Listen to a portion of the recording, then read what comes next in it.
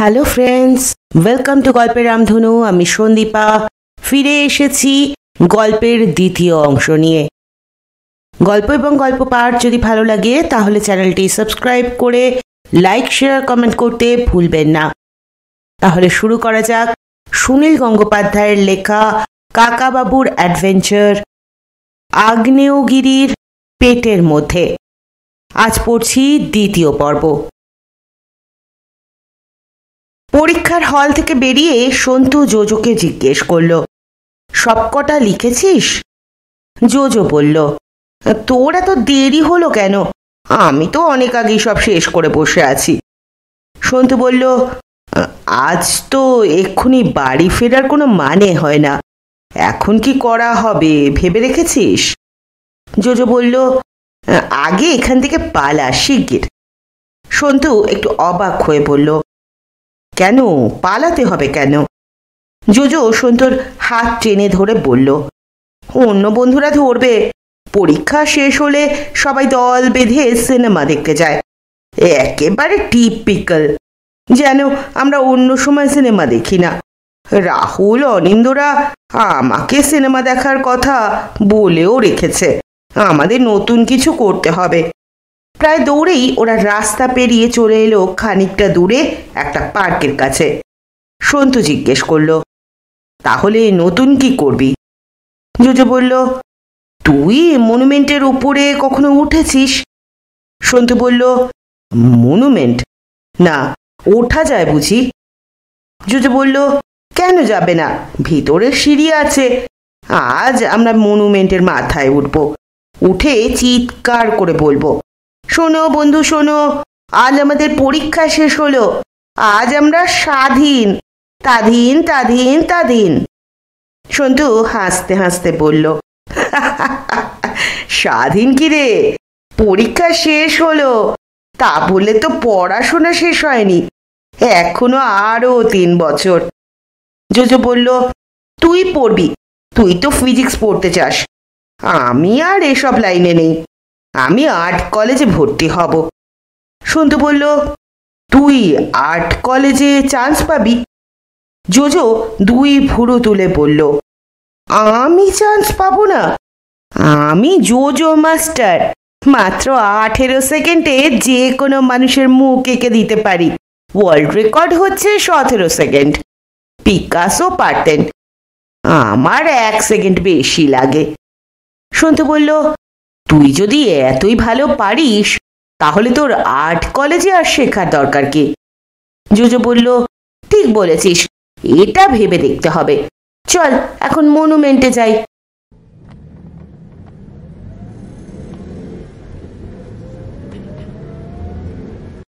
পরীক্ষা শেষ দিন বলে ওদের দুজনেরই বাড়ি থেকে 100 টাকা করে হাত খরচ দেওয়া হয়েছিল। একটা ট্যাক্সি ধরে ওরা চলে এলো ময়দানে মনুমেন্টের কাছে। যেখান দিয়ে মনুমেন্টে ঢুকতে হয় সেখানে একটা লোহার দরজায় 2 মোটা মোটা তালা ঝুলছে। সন্তু হতাশভাবে বলল, যা। জোজো বলল, ঘাবড়াচ্ছিস কেন?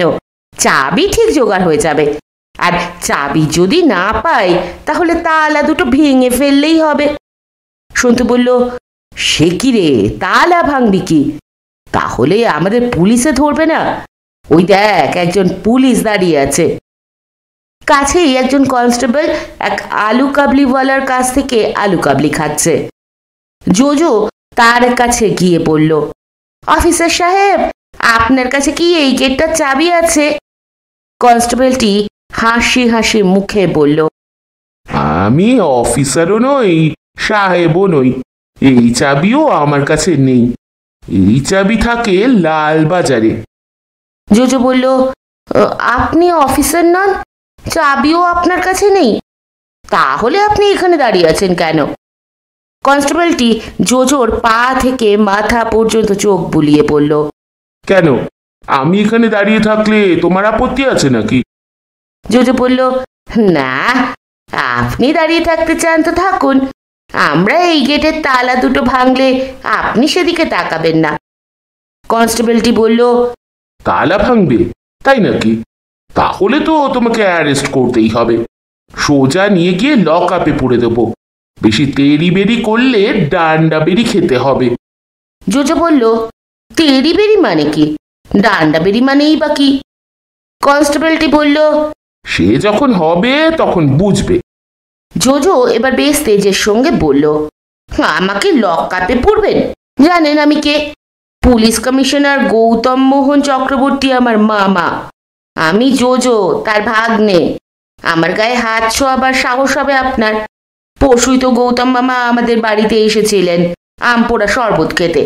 আমার মায়ের হাতের লাউ চিংড়ি খেতেও উনি খুব ভালোবাসেন।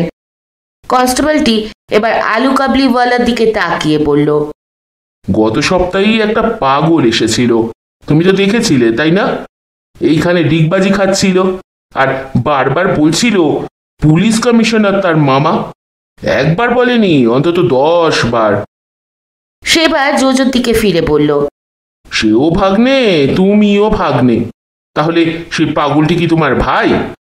জোজো বলল, নিশ্চয়, দুনিয়ার সব পাগলই আমার ভাই। আর পুলিশ কমিশনারদের অনেক ভাগ্নে থাকে। সন্তু কাছে এসে জোজোর হাত টেনে ধরে বলল, এই চল, এখানে সুবিধা হবে না, অন্য কোথাও যাই। জোজো বলল, আমার মনুমেন্টেই চড়তে ইচ্ছে করছে, অন্য কোথাও যাব কেন? কোথায় যাব? সন্তু বলল, গঙ্গার ধারে গিয়ে বরং একটা স্টিমারে উঠে পড়ি। এই সময় একটা আশ্চর্য কাণ্ড হলো।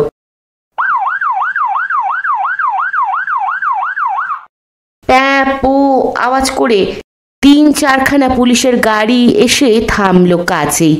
ঝটপট করে কয়েকজন পুলিশ সেই সব গাড়ি থেকে নেমে সার বেঁধে দাঁড়ালো। আর একটা সাদা রঙের গাড়ি থেকে নামলেন একজন বেশ লম্বা মতো মানুষ। তার মাথার চুল ধপধপে সাদা। একজন মহিলা আর 2টো বাচ্চাও নামলো সেই গাড়ি থেকে। সন্তু বলল, চল জোজো, কেটে পড়ি, এখানে আর আমাদের দাঁড়াতে দেবে না। জোজো বলল, আর একটু দাঁড়া না দেখি, এই ভদ্রলোক কে রে? পুলিশ এত খাতির করছে। সন্তু বলল, ইনি তো আমাদের রাজ্যপাল গোপাল কৃষ্ণ গান্ধী। কাগজে ফটো দেখিসনি? জোজো বলল, হ্যাঁ, সেই জন্যই চেনা চেনা মনে হচ্ছিল।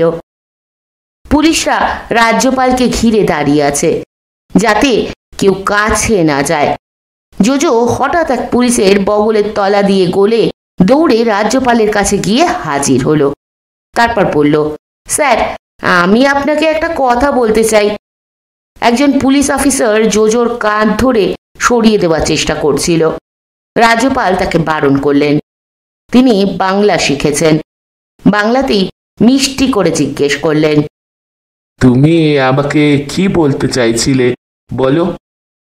জোজো বলল, স্যার, আমি আর আমার বন্ধু ওই যে একটু দূরে দাঁড়িয়ে আছে, আজ আমাদের পার্ট 2 পরীক্ষা শেষ হলো।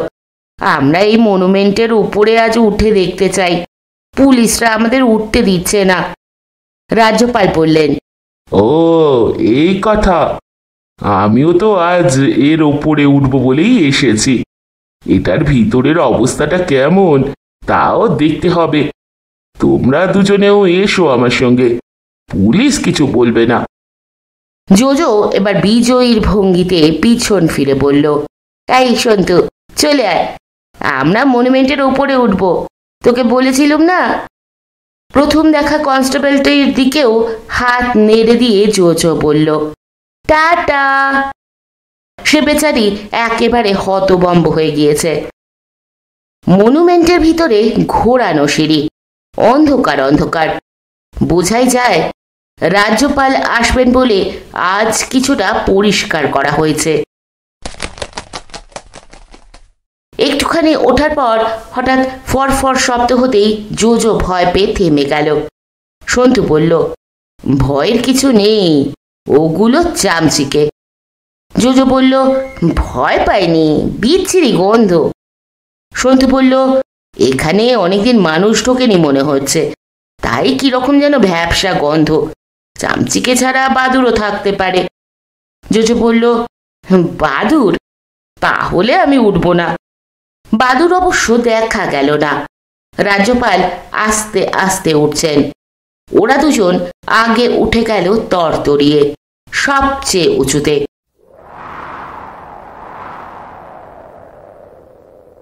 এখানে হু হু করছে হাওয়া, মনে হয় পুরো কলকাতা শহরটাই দেখা যাচ্ছে এখান থেকে। খানিক পর রাজ্যপাল এসে প্রথমে জানতে চাইলেন ওরা দুজন কোথায় থাকে, কি পড়ে। জোজো বলল, এটার গেট তালা বন্ধ থাকে কেন, সবাই এসে কেন দেখতে পায় না? রাজ্যপাল বললেন, পুলিশকে জিজ্ঞেস করেছি সে কথা। আগে প্রতি রোববার দর্শকদের জন্য খোলা থাকতো, স্কুলগুলো থেকে দল বেঁধে আসতো ছেলেমেয়েরা। এখন পুলিশ বলছে এটা খুব পুরনো হয়ে গিয়েছে, তো বেশি লোক এলে যদি ভেঙে টেঙে পড়ে, তাই আর গেট খোলা হয় না। জোজো বলল, পুরনো হয়েছে, সারিয়ে নিলেই পারে। রাজ্যপাল বললেন, ঠিক, বলবো সে কথা।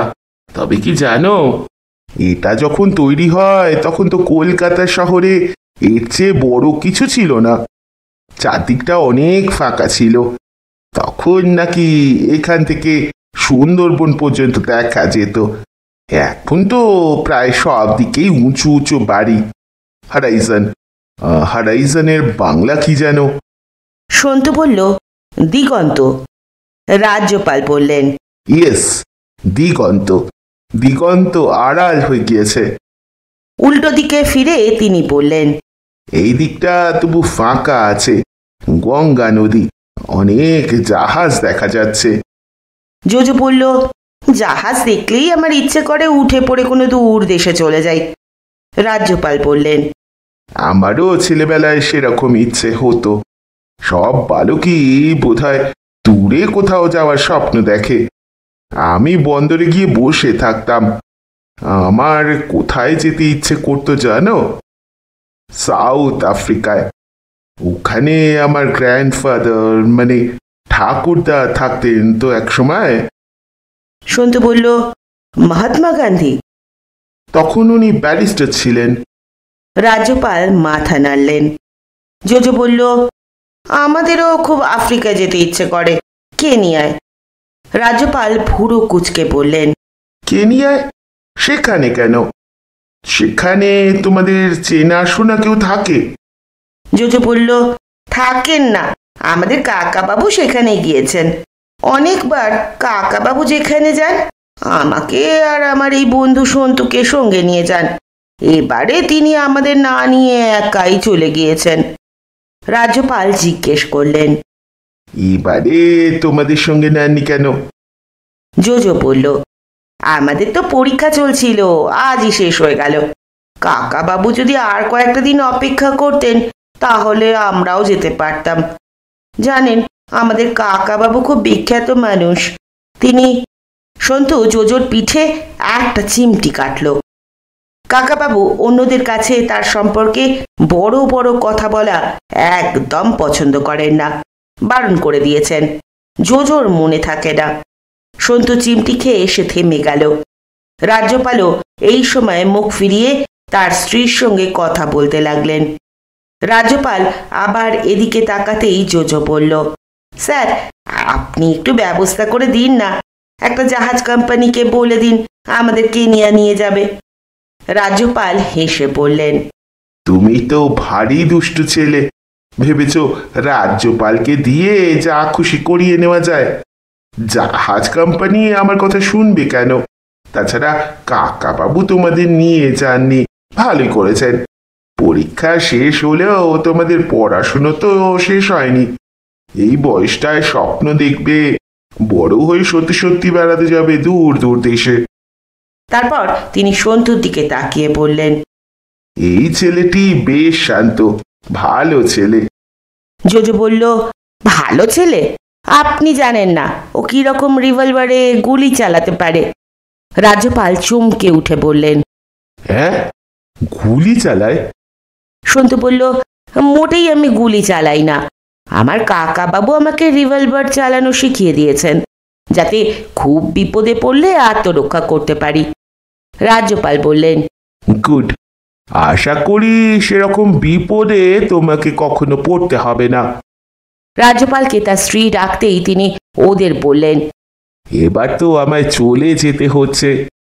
রাজ্যপাল নেমে যাওয়ার পর পুলিশও আর ওদের থাকতে দিল না। নিচে নেমে এসে সন্তু বলল, আয় এবার ফুচকা খাই। জোজো নাক কুচকলো। সন্তু এসব ভালোবাসে। জোজো রাস্তার খাবার একেবারে পছন্দ করে না। দোকানের কচুরি তরকারি তার ভালো লাগে।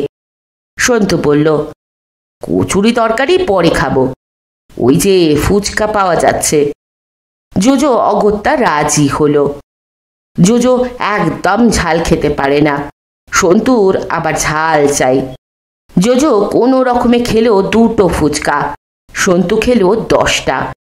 মুখটুক মুছে জোজো বলল, এবার আমি একটা সিগারেট খাবো। সন্তু ভুরু কুচকে বলল, সিগারেট? তুই খাস নাকি? জোজো বলল, খাইনি কখনো, পরীক্ষা শেষ হলে খেতে হয়। তুই খাবি না? সন্তু বলল, না, আমার গন্ধটা ভালো লাগে না। জোজো চোখ নাচিয়ে বলল, গন্ধটা ভালো লাগে না নাকি ভয় পাচ্ছিস বাড়িতে বকবে, মুখে গন্ধ পাবে? সন্তু বলল, ভয়ের কি আছে, আমার বাবা একসময় খুব সিগারেট খেতেন, এখন অবশ্য ছেড়ে দিয়েছেন। কাকাবাবুও তো আগে চুরুট খেতেন খুব। ঠিক আছে, চল একটা টেনে দেখি। জোজো একটা দোকান থেকে 2টো সিগারেট কিনল। দোকানদারের কাছ থেকেই চেয়ে আনলো দেশলাই। প্রথম সিগারেট ধরানো মোটেই সহজ নয়। 7-8টা কাঠি খরচ করে ফেললো জোজো। ধোঁয়া বেরোতেই টান মারল 2 বন্ধু। 2বার টানার পরই দুজনেই কাশতে লাগলো খক খক করে। আর একবার টেনে সন্তু অর্ধেক সিগারেটটা ছুঁড়ে ফেলে দিয়ে বলল, দুধ আমার বসাবে না, লোকে কেন এটা খায় এত কষ্ট করে। জোজো আর টানতে পারল না, সেও ফেলে দিল। তবু বীরের মতো বলল, আমি পরে আবার প্র্যাকটিস করব। বড় আর্টিস্ট হতে গেলে ঠোঁটে সিগারেট ঝুলিয়ে রাখতে হয়, ফটোই দেখিস নি? সন্তু বলল, তাহলে তোকে দাড়িও রাখতে হবে। জোজো বলল, তা তো রাখবই, নতুন স্টাইলের দাড়ি, ফ্রেঞ্চ কাটও নয়, রবীন্দ্রনাথের মতোও নয়। সন্তু জিজ্ঞেস করলো, এখন আমরা কি করব? জোজো বলল, দেখলি, মনুমেন্টে চড়বো বলেছিলাম, ঠিক চড়া হয়ে গেল। সন্তু বলল, সত্যি তুই পারিসও বটে, রাজ্যপালের সঙ্গে দিব্যি ভাব জমিয়ে ফেললি। জোজো বলল, চল এবার খিদিরপুরে যাব। ওই যে কয়েকটা জাহাজ দেখা গেল, ওর মধ্যে একটা ফরেন জাহাজের ক্যাপ্টেনকে বলবো আমাদের আফ্রিকা পৌঁছে দিতে। সন্তু বলল, পাগল নাকি?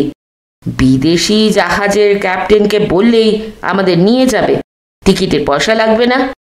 জোজো বলল, তুই কিচ্ছু জানিস না, আজকাল এইসব জাহাজে যাত্রী নেই না, শুধু মালপত্র নিয়ে যায়। আমরা যাব ক্যাপ্টেনের গেস্ট হয়ে, সুতরাং টিকিট লাগার প্রশ্নই নেই। তুই নানাবতীর নাম শুনেছিস? সন্তু দুদিকে মাথা নাড়ল। জোজো বলল, আরপি নানাবতী আমার কাকার ঘনিষ্ঠ বন্ধু, তার ডাক নাম নানু কাকু। উনি ছিলেন ইন্ডিয়ান নেভির চিফ। পৃথিবীর সমস্ত জাহাজের ক্যাপ্টেন ওর নাম জানেন আর খুব সম্মান করেন। আমি গিয়ে নানু কাকুর নাম বলবো, আর দেখবি ক্যাপ্টেনরা আমাদের কত খাতির করবেন। সন্তু বলল, আজ থাক, আমি এখন বাড়ি যাই।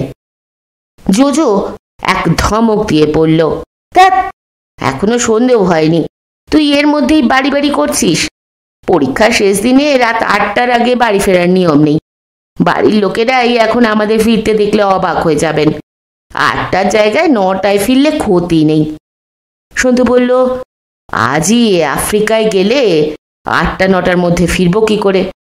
জোজো বলল, যদি জাহাজ পাওয়া যায় তাহলে আর ফিরবই না, বাড়িতেও কোনো খবর দেব না। বাড়ির লোক চিন্তা করবেন ভাবছিস তো? চিন্তা করুন না, মাঝে মাঝে চিন্তা ভালো। আমরা জাহাজে ভেসে পড়ব, বাড়ির লোক ব্যস্ত হয়ে থানায় খবর দেবেন, হাসপাতালে ছুটবেন, কোথাও আমাদের পাত্তা না পেয়ে কাঁদতে শুরু করবেন। আমরা কাল ভোরে মাঝ সমুদ্র থেকে ফোনে আমাদের খবর জানিয়ে দেব। আজকাল টেলিফোনের কত রকম সুবিধে হয়ে গিয়েছে। মাউন্ট এভারেস্টের চূড়ো থেকেও ফোন করা যায়। তারপর কাকা বাবুর কাছে পৌঁছে গেলে তো আর কোনো কথাই নেই। সে খবর জানার পর বাড়ির লোকেদের কান্না একেবারে থেমে গিয়ে মুখে হাসি ফুটবে। আমরা পিকচার পোস্টকার্ড পাঠাবো। সন্তুর সারা মুখে হাসি ঝলমল করছে। জোজো অবাক হয়ে বলল, হাসছিস রে বড়, আমার কথা বিশ্বাস হচ্ছে না? চল খিদিরপুরে চল, দেখিয়ে দিচ্ছি আমার কথা মেলে কি না। সন্তু বলল, মিলতে তো পারেই তোর কথা। আমি বলি কি, খিদিরপুরে যাওয়ার আগে এদিককার গঙ্গার ঘাটে আগে যাই। ফেরি ঘাটে একটা স্টিমারে চড়ে কিছুক্ষণ ঘুরে নি। সমুদ্রে যাওয়ার আগে একবার গঙ্গায় ঘুরে বেড়ানো ভালো নয়? পরের দিনের কাগজেও অনেকখানি লেখা বেরিয়েছে লোহিয়া সম্পর্কে। এখনো তার কোনো খোঁজ পাওয়া যায়নি। কেউ তার জন্য মুক্তিপণও দাবি করেনি। পুলিশ সব জায়গায় তার খোঁজ করছে। এর মধ্যে একজন লোক নিজের নাম না জানিয়ে পুলিশের বড় কর্তাকে একটা ফোন করেছিল। সে জানিয়েছে যে সে বিখ্যাত ব্যবসায়ী লোহিয়াকে দেখতে পেয়েছে মোমবাসা শহরে। সেখানে একটা পার্কের বেঞ্চিতে তিনি চুপ করে বসেছিলেন। তার পরনে ছিল একটা ধূপের ধোয়া রঙের গলা বন্ধ কোট আর সাদা রঙের প্যান্ট। এই লোকটি লোহিয়ার সঙ্গে কথা বলতে গিয়েছিল, কিন্তু লোহিয়া কোনো উত্তর না দিয়ে উঠে চলে যান। আর তাকে দেখা যায়নি। পুলিশ সঙ্গে সঙ্গে মোমবাসায় খবর পাঠিয়ে সেখানকার পুলিশ দিয়ে অনেক তল্লাশি করে, কিন্তু কোনো চিহ্নই পাওয়া যায়নি। সেখানকার পুলিশের ধারণা যে লোকটি ফোন করেছিল সে একটা ধাপ্পা দিয়েছে। নিশ্চয়ই তার কোনো মতলব আছে। কাকাবাবু ব্রেকফাস্ট টেবিলে খুঁটিয়ে খুঁটিয়ে সব খবর পড়লেন। অরুণকান্তির আগেই কাগজ পড়া হয়ে গিয়েছে।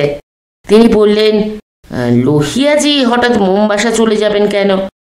তার অমন প্রিয় বাড়ি, সেখানে আগুন লাগলে তিনি তো তার খুব দরকারি জিনিসপত্র উদ্ধার করারই চেষ্টা করবেন।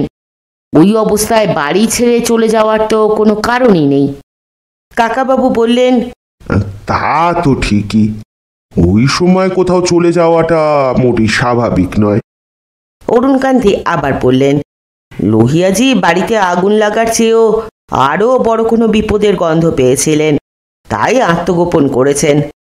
কাকাবাবু বললেন, তা তো ঠিকই, ওই সময় কোথাও চলে যাওয়াটা মোটেই স্বাভাবিক নয়। অরুণকান্তি আবার বললেন, লোহিয়াজি বাড়িতে আগুন লাগার চেয়েও আরও বড় কোনো বিপদের গন্ধ পেয়েছিলেন, তাই আত্মগোপন করেছেন। কাকাবাবু বললেন, সেটাও হতে পারে, সেটাই বোধহয় ওর লুকিয়ে থাকার আসল কারণ।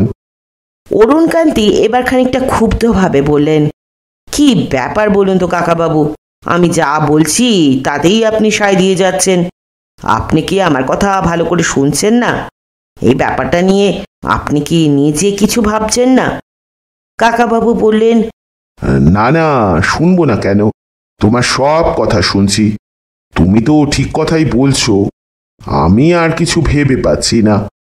অরুণকান্তি বললেন, পুলিশের কাছে যে লোকটা ফোন করেছিল, ওরকম কিছু কিছু লোক থাকে, কিছু একটা ঘটনা ঘটলেই বানিয়ে বানিয়ে নানান কথা বলে, ওতেই ওদের আনন্দ। অনেক সময় পুলিশ ওদের কথা শুনে ভুল পথে চলে যায়, তাতে অনেক সময় নষ্ট হয়। কাকাবাবু বললেন, তবে ওই লোকটি লোহিয়াজির পোশাকের যা বর্ণনা দিয়েছে তা কিন্তু মিলে যায়। আমি সবসময় লোহিয়াজিকে একটা হালকা রঙের কোট আর সাদা প্যান্ট পরে থাকতেই দেখেছি। কত ধনী মানুষ, কিন্তু সাজ পোশাকের কোনো বাড়াবাড়ি ছিল না।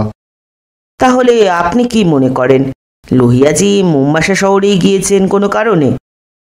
সেটাও তো নিশ্চিতভাবে বলা যায় না। যে লোকটি ফোন করেছিল সে হয়তো লোহিয়াজিকে চেনে, কিন্তু পার্কে দেখা হওয়াটা সত্যি নাও হতে পারে। কাকাবাবু, আপনি এখন কি করবেন? দু একদিন অপেক্ষা করে দেখি লোহিয়াজির কোনো খোঁজ পাওয়া যায় কিনা। যদি নাই পাওয়া যায় তাহলে তাহলে আর শুধু শুধু বসে থেকে কি করব? বাড়ি ফিরে যাব। আপনি নিজে থেকে ওকে খোঁজার কোনো চেষ্টা করবেন না? আমি কি চেষ্টা করব বলো তো? এটা আমার দেশ নয়, বিশেষত লোকজনদের চিনি না। কোনো লোক উধাও হয়ে গেলে তাকে খুঁজে বের করার দায়িত্ব পুলিশের। এর মধ্যে আমি নাক গলাতে গেলে এই দেশের পুলিশ তা সহ্য করবে কেন? এদেশের পুলিশের ওপর আমার তেমন ভরসা নেই। লোহিয়াজি লোকটি বড় ভালো, এখানকার ইন্ডিয়ানদের অনেক সাহায্য করতেন। কাকাবাবু অন্যমনস্কভাবে বললেন। হুম। ব্রেকফাস্ট শেষ করার পর অরুণকান্তি বললেন, আমাকে একবার অফিসে যেতে হবে, বেশিক্ষণ থাকবো না। তারপর বিকেলে চলুন, বিনায়ক ঘোষদের বাড়িতে যাই, উনি ফোন করেছিলেন।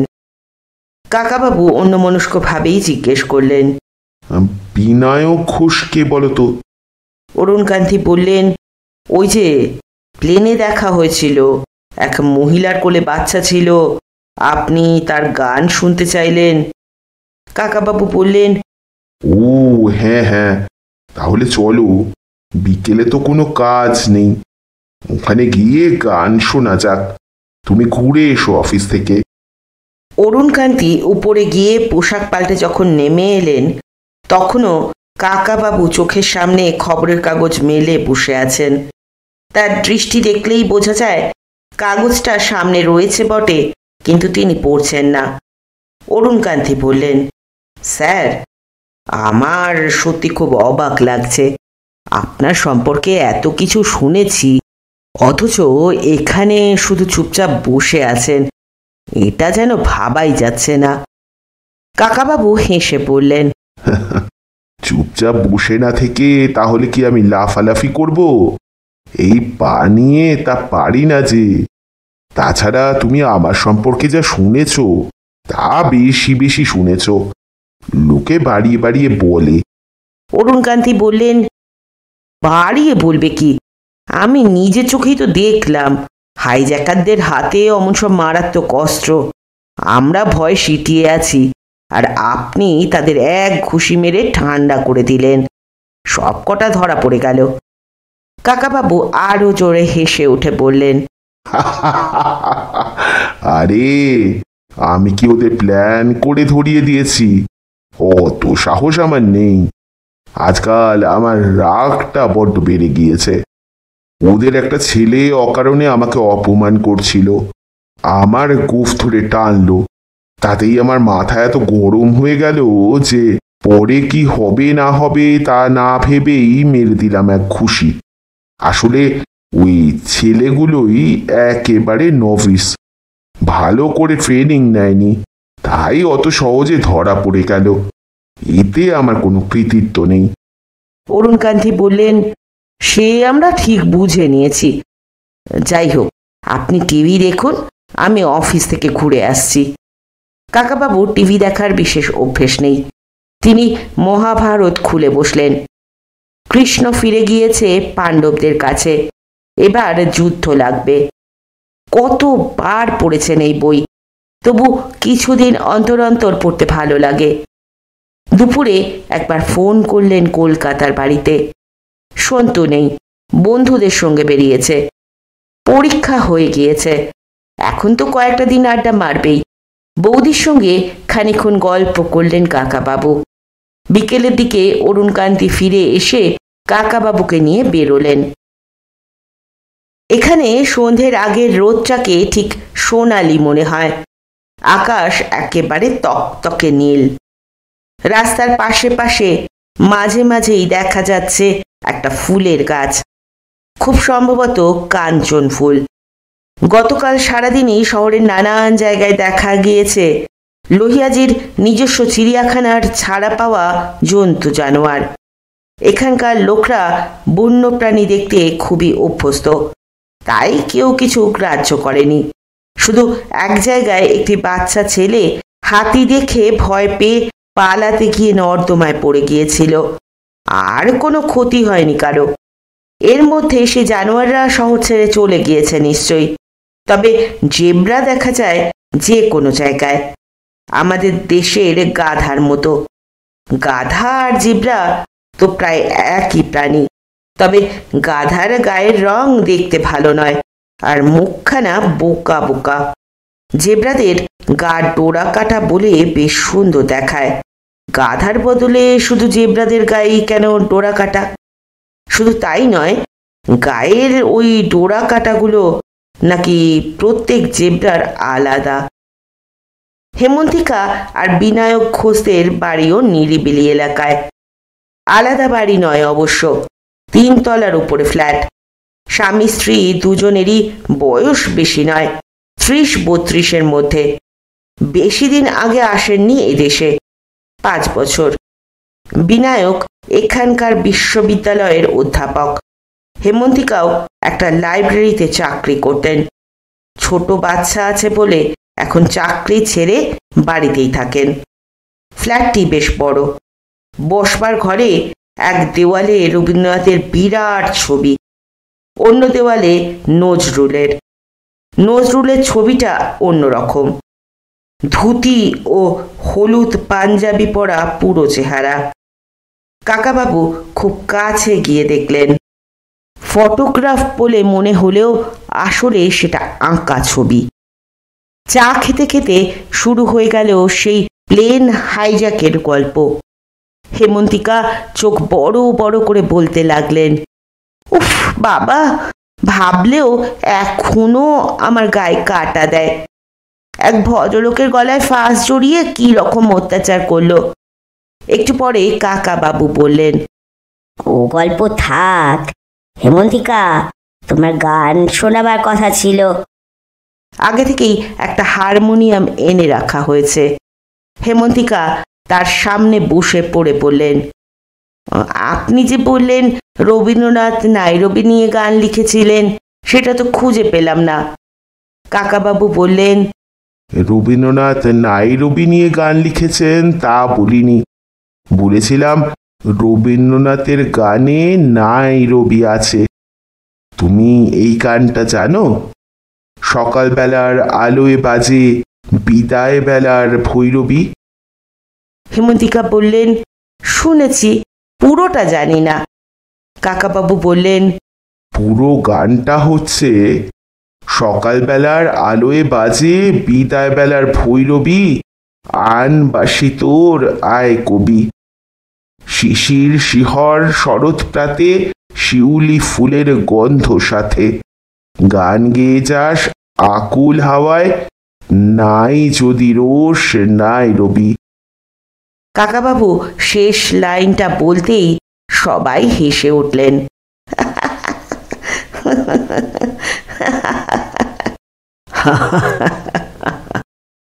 অরুণকান্তি বললেন, নাইরবি তো নয়, এর তো অন্য মানে। নাই যদি রোষ নাই রবি, এর মানে হচ্ছে থামতে না চাস তাহলে থামিস না। কাকাবাবু হেসে বললেন, সে যাই হোক, যখন সবাই এ গানটা গায় তখন উচ্চারণ করে নাইরবি। বিনায়ক বললেন, কেনিয়া কিংবা নাইরবি নিয়ে বাংলায় কি কোনো বই আছে? অরুণকান্তি বললেন, আমার তো কখনো চোখে পড়েনি। কাকাবাবু বললেন, আমি একটা বই পড়েছিলাম, সে বইটা এখন পাওয়া যায় কিনা জানি না।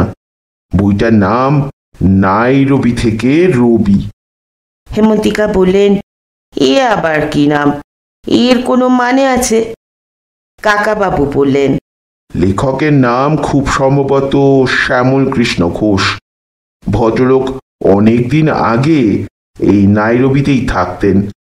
সেকালের অনেক বর্ণনা দিয়েছেন। তখন এই শহরটাই নতুন হয়েছে বলা যায়।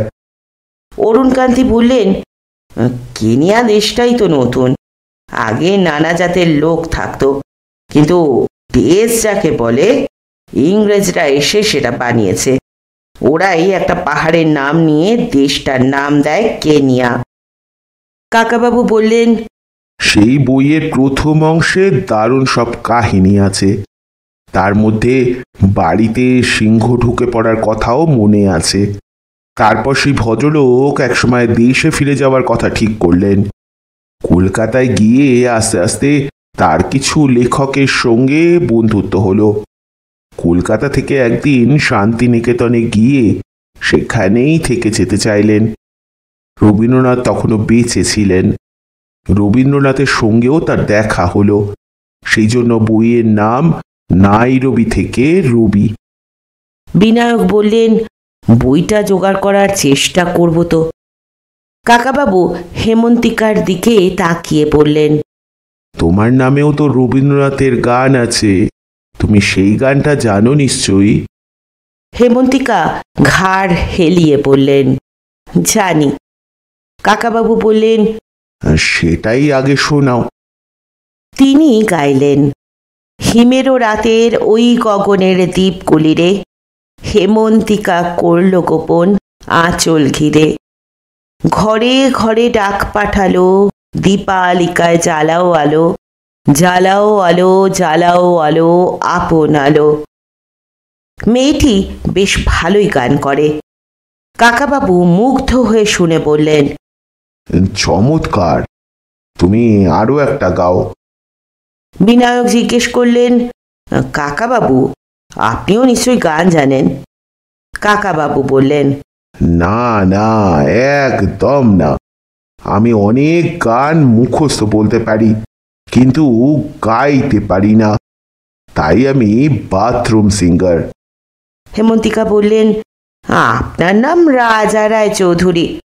রাজাকে নিয়েও তো রবীন্দ্রনাথের অনেক গান আছে, সেরকম একটা।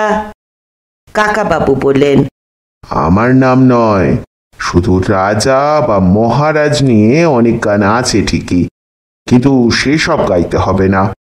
তুমি এই গানটা গাও, আলো আমার আলো ওগো, আলোয় ভুবন ভরা। সে গান সবেমাত্র শুরু হতেই সামনের রাস্তায় একটা দারুণ হৈ হৈ চিৎকার শোনা গেল। প্রথমে বিনায়ক উঠে গিয়ে উঁকিয়ে দিলেন সামনের বারান্দায়। সেখানে গিয়ে তিনিও চেঁচিয়ে উঠলেন, আই আই। তারপর ও মাই গড বলতে বলতে তিনিও সিঁড়ি দিয়ে নেমে গেলেন দুপদুপিয়ে। একত্রে সবাই দৌড়ে গেলেন বারান্দায়। দেখা গেল একটা অদ্ভুত দৃশ্য। সামনের রাস্তায় খেলা করছিল ৮-১০টি বাচ্চা ছেলে মেয়ে। ফুটপাত ঘেঁষে পার্ক করানো আছে ৩টি গাড়ি। কয়েকটা লোকের মুখে কালো মুখোশ। তারা সে ৩টি গাড়িরই দরজা খুলে ভিতরে ঢুকছে। বাচ্চারা চেঁচাচ্ছে। কয়েকটি ফ্ল্যাটের বারান্দা থেকে কিছু লোকও চেঁচামেচি করছে। মুখোশধারীরা গ্রাহ্যই করছে না। বিনায়ক নিচে যেতে যেতেই গাড়ি ৩টি স্টার্ট নিয়ে বেরিয়ে গেল। বিনায়ক শুধু শুধু একটা গাড়ির পিছনে কিছুটা দৌড়ে দাঁড়িয়ে পড়লেন এক জায়গায়। হেমন্তিকা বললেন, দেখলেন দেখলেন, এখনো তেমন অন্ধকার হয়নি। এ একেবারে দিনের আলোয় ডাকাতি। ইস, গাড়িটা ওর খুব ফেভারিট ছিল। অরুণকান্তি ম্লান হেসে বললেন, আমার গাড়িটাও তো নিয়ে গেল। ওটা অবশ্য আমার নিজস্ব নয়, অফিসের গাড়ি। হেমন্তিকা বললেন, একসঙ্গে ৩টে গাড়ি চুরির ঘটনা আমি আগে কোথাও শুনিনি, তাও এত লোকের চোখের সামনে। কাকাবাবু বললেন, বাচ্চারা ওখানে খেলছে, আমার ভয় করছিল ওরা গাড়ি নিয়ে হুড়োহুড়ি করে পালাতে গিয়ে কাউকে না চাপা দেয়। অমলকান্তি বললেন, গাড়ি চুরি এখানে খুব সাধারণ ঘটনা। এখানে এমন কেউ নেই যার একটা না একটা গাড়ি চুরি হয়নি। আজ ইংল্যান্ডের একজন মন্ত্রী এদের সফরে আসছেন। কোনো ভিআইপি এলে সেই সব দিনে কয়েকটা রাস্তা পুলিশে পুলিশে একেবারে ছয়লাপ হয়ে যায়। অন্য অনেক রাস্তায় পুলিশ থাকেই না। এই সব দিনে গাড়ি চড়তে দারুণ মজা।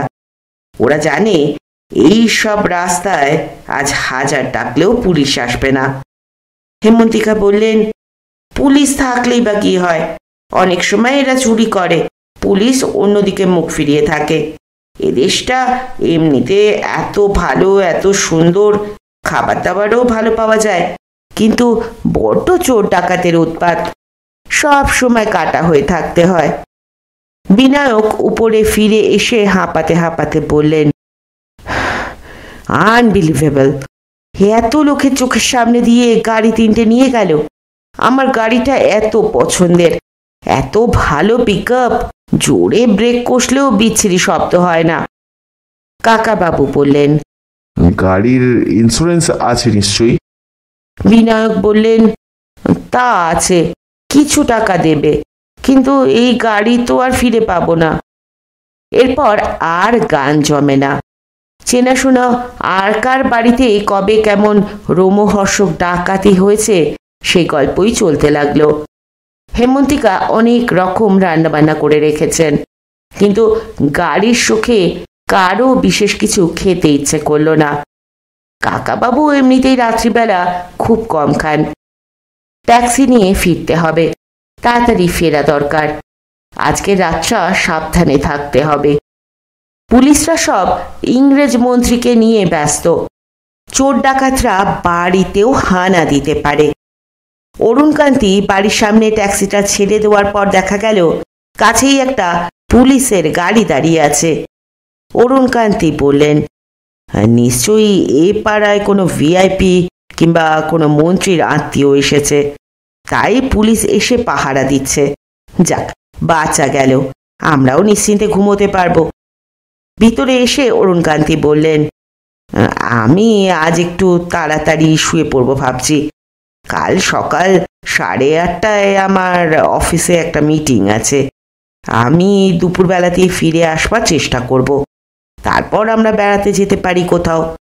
কাকাবাবু বললেন, হ্যাঁ হ্যাঁ, তুমি গিয়ে শুয়ে পড়ো।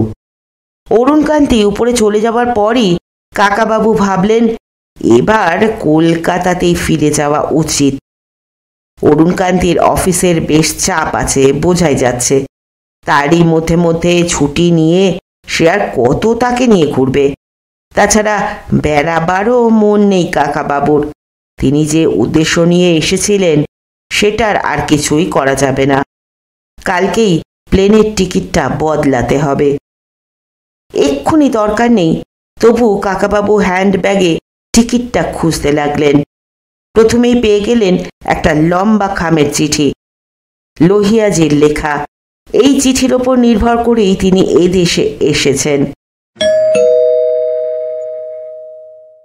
এই সময় বেজে উঠল বাইরের দরজার বেল। এদেশে রাত্রের দিকে কেউ তো আসে না। টেলিফোন না করে হঠাৎ কারো উপস্থিত হওয়ার কোনো রেওয়াজি নেই। আমাদের দেশের মতো বিনা কারণে আড্ডা দিতে এরা জানেই না। দরজা খোলারও কেউ নেই। এখানে কাজের লোকের ডিউটি আওয়ার্স আছে। সন্ধ্যের সময় ঠিক 7টা বাজলেই এরা চলে যায়। যে রান্না করে সে টেবিলের ওপর রেখে যায় খাবার দাবার, নিজেদের গরম করে নিতে হয়। অরুণকান্তি উপর থেকে নামবার আগেই কাকাবাবু নিজে গিয়ে দরজা খুলে দিলেন। বাইরে দাঁড়িয়ে আছে পুরোদস্তুর পোশাক পরা দুজন পুলিশ অফিসার। তাদের একজন পরিষ্কার ইংরেজিতে জিজ্ঞেস করল, এ বাড়িতে কি রাজা রায়চৌধুরী নামে কেউ থাকেন? কাকাবাবু বললেন, হ্যাঁ আমি। পুলিশটি এবার জিজ্ঞেস করল, আপনি ইন্ডিয়া থেকে আসছেন? কাকাবাবু বললেন, ইয়েস। পুলিশটি বুক পকেট থেকে একটা ফটোগ্রাফ বের করে কাকাবাবুর চেহারার সঙ্গে মিলিয়ে দেখতে লাগলো। কাকাবাবু এবার একটু অবাক হলেন। পুলিশটি তার ফটো পেল কোথা থেকে? এ ফটোটা কোথায় তোলা হয়েছে? পুলিশটি ফটোটা আবার পকেটে ভরে বলল, ঠিক আছে স্যার, আমরা পুলিশ হেডকোয়ার্টার্স থেকে আসছি, আপনাকে একবার থানায় যেতে হবে। কাকাবাবু খুব নিরীহভাবে প্রশ্ন করলেন, এত রাত্রিরে থানায় যেতে হবে কেন বলুন তো? পুলিশটি বলল, বেশি তো রাত হয়নি, আমাদের বড় সাহেব আপনার সঙ্গে কিছু কথা বলবেন। এর মধ্যে চটি ফটফটিয়ে উপর থেকে নেমে এলেন অরুণকান্তি। ব্যস্ত সমস্ত হয়ে বলতে লাগলেন, কি ব্যাপার কি ব্যাপার? পুলিশই জিজ্ঞেস করল, স্যার এটা আপনার বাড়ি? আপনি এখানে কতদিন আছেন? অরুণকান্তি নিজের নাম জানিয়ে বললেন, আমি এদেশে আছি 17 বছর। আমি কেনিয়াট্টা পেপার ওয়ার্কস নামে একটা কোম্পানির জেনারেল ম্যানেজার। আপনারা এই কোম্পানির নাম শুনেছেন নিশ্চয়ই? দেশে কেনিয়ারটা নিজেই কোম্পানির প্রতিষ্ঠা করে গিয়েছেন। দেশে কেনিয়ারটা ছিলেন স্বাধীনতা সংগ্রামী বীর। এদেশ স্বাধীন হওয়ার পর প্রথম রাষ্ট্রপতি। তার নাম শুনলেই সবাই শ্রদ্ধা প্রকাশ করে। পুলিশটি অবশ্য সেরকম কোনো ভাব দেখালো না, গম্ভীরভাবে বলল, এই ভদ্রলোক আপনার গেস্ট, একে একবার থানায় যেতে হবে। অরুণকান্তিও কাকাবাবুর মতো একই প্রশ্ন করলেন, এত রাত্রে থানায় যেতে হবে কেন? পুলিশটি বলল, আমাদের বড় সাহেবের সঙ্গে কথা বলতে চান। অরুণকান্তি বললেন, সকালবেলা কথা বলা যায় না? কি এমন জরুরি কথা আছে? পুলিশটি এবার কঠোরভাবে বললেন, আমার ওপর যা অর্ডার আছে আমি তাই পালন করতে এসেছি, শুধু শুধু দেরি করে লাভ নেই। অরুণকান্তি কাকাবাবুকে বাংলায় বললেন, এদের সঙ্গে তর্ক করে লাভ নেই, এরা বড্ড গোয়ার হয়।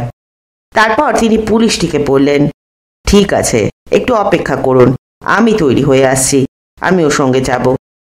পুলিশটি বলল, না, সেরম কোনো অর্ডার নেই, ওকে একাই নিয়ে যেতে হবে।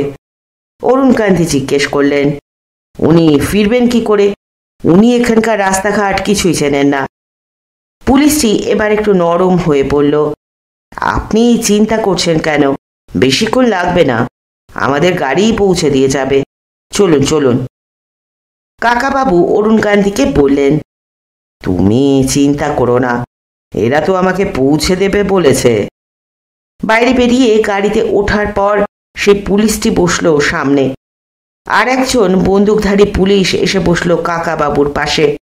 সারা রাস্তায় কেউ কোনো কথা বলল না। পুলিশ স্টেশনে পৌঁছবার পর সামনের দিকে কয়েকটি ঘর পেরিয়ে ভিতরের দিকের একটা ছোট ঘরে এসে সেই পুলিশ অফিসারটি একটি চেয়ারে বসলো। সে ঘরে আর কোনো চেয়ার নেই, শুধু একটা টুল রয়েছে। সেটা দেখিয়ে পুলিশটি বলল, বসুন ওখানে। কাকাবাবু বসলেন না, দাঁড়িয়ে রইলেন। পুলিশটি জিজ্ঞেস করল, আপনি কিছু খেয়ে এসেছেন? কাকাবাবু বললেন, হ্যাঁ, ডিনার খাওয়া হয়ে গিয়েছে। পুলিশটি বলল, গুড, আপনাকে এখন অ্যারেস্ট করা হচ্ছে, রাত্রিটা আপনাকে গারদে কাটাতে হবে। কাকাবাবু দারুণ অবাক হয়ে কয়েক মুহূর্ত চুপ করে রইলেন। তারপর আস্তে আস্তে বললেন, অ্যারেস্ট করা হবে মানে? আমি কি দোষ করেছি? পুলিশটি এবার টেবিলের ওপর দুপা তুলে দিয়ে বলল, দোষ ওসব আমি জানি না, আপনাকে গারদে ঢোকাতে বলা হয়েছে তাই করছি। কাকাবাবু জিজ্ঞেস করলেন, আমার নামে অ্যারেস্ট ওয়ারেন্ট আছে? পুলিশটি অবহেলার সঙ্গে একটা হাত নাড়তে নাড়তে বলল, ওসব লাগে না, জরুরি অবস্থায় আমরা যাকে তাকে ধরতে পারি। কাকাবাবু বললেন, আপনি যে বলেছিলেন আপনাদের বড় সাহেব আমার সঙ্গে কথা বলতে চান। পুলিশটি বলল, এক্ষুনি শুনলাম আজ রাত্রিরে তার সময় হবে না, তার যখন মর্জি হবে তখন কথা বলবেন, কাল হতে পারে, পরশুও হতে পারে। কাকাবাবু বললেন, আমি যার বাড়িতে ছিলাম তাকে একটা খবর দিতে পারি, তাছাড়া আমি একজন উকিলও ঠিক করতে চাই। লোকটি তাচ্ছিল্যের সঙ্গে বলল, ওসব হবে না, ওসব হবে না, বেশি কথা বলবেন না, আমি বেশি কথা বলা পছন্দ করি না। কাকাবাবু এবার একটু গলা চড়িয়ে বললেন, আমি যদি গারদে যেতে রাজি না হই, আমি কোনো ক্রাইম করিনি, কেন শুধু শুধু? পুলিশটি টেবিলে প্রচন্ড জোরে এক চাপড় মেরে বলল, রাজি না হই মানে? এখান থেকে পালাবেন নাকি? এতক্ষণ গায়ে হাত দিইনি, এবার?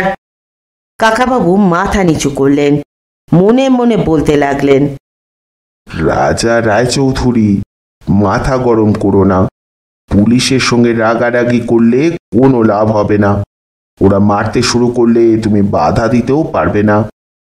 মাথা তুলে কাকাবাবু বিনীতভাবে বললেন, না না, পালাবার কথা উঠছেই না, আমি খোঁড়া লোক, কেন অ্যারেস্ট করা হলো সেটাই বোঝার চেষ্টা করছিলাম। ঠিক আছে, আপনি যা বলবেন তাই শুনবো। পুলিশটি অন্য একজনকে ডাকল। সেই লোকটি এসে অকারণেই কাকাবাবুকে প্রায় ধাক্কা মারতে মারতে নিয়ে চলল। এক জায়গায় কাকাবাবুর পকেট সার্চ করে দেখা হলো। $100 আর কিছু কার্ড ছাড়া কিছুই নেই। সেগুলো রেখে দিল লোকটি। তারপর কাকাবাবুর পোশাক ছাড়িয়ে পরানো হলো কয়েদিদের ডোরা কাটা ঢোলা জামা আর পায়জামা। তারপর একটা লোহার দরজা খুলে কাকাবাবুকে ঠেলে ঢুকিয়ে দেওয়া হলো ভিতরে। ঘরটি বেশ লম্বা মতো। এটা ঠিক জেলখানার মতো নয়। থানার গারদে এক ঘরেই অনেকে থাকে। এই ঘরেও রয়েছে 8 জন। বিছানা টিছানা কিছু নেই। সবাই বসে আছে মেঝেতে ছড়িয়ে। কয়েকজনের চেহারা দেখলে রীতিমতো ভয় করে, ঠিক যেন যমদূত। আরো কয়েকজন নিরীহ মতো। একজনকে দেখলেই মনে হয় স্কুল শিক্ষক। প্রথম কয়েক মুহূর্ত সবাই দেখল কাকাবাবুকে। তিনি কোনো রকমে একটা ফাঁক খুঁজে দেওয়াল ঘেঁষে বসে পড়লেন। যমদূতের মতো চেহারার একজন হেরে গলায় জিজ্ঞেস করল, কি হে, তুমি কোন কেসে এসেছো? খুন, ডাকাতি, রাহাজানি কিংবা ছিচকে চুরি? কাকাবাবু বললেন, সেটা আমি ঠিক এখনো জানি না। সবাই একসঙ্গে হ্যাঁ হ্যাঁ করে হেসে উঠল। কাকাবাবু তাদের সঙ্গে হাসিতে যোগ দিলেন। তারপর তিনি বললেন, হাকুনা মাটাটা, হাকুনা মাটাটা। এবার অন্যরা আরো জোরে বলতে লাগলো, হাকুনা মাটাটা, হাকুনা মাটাটা, হাকুনা মাটাটা, হাকুনা মাটাটা। শুনছিলেন সুনীল গঙ্গোপাধ্যায়ের লেখা কাকাবাবুর অভিযানের গল্প আগ্নেয়গিরির পেটের মধ্যে। আজ শুনলেন 2য় পর্ব। পরের দিন এসে হাজির হব 3য় তথা শেষ পর্ব নিয়ে। ততক্ষণ পর্যন্ত সকলে ভালো থাকবেন, সুস্থ থাকবেন, পাশে থাকবেন। নমস্কার।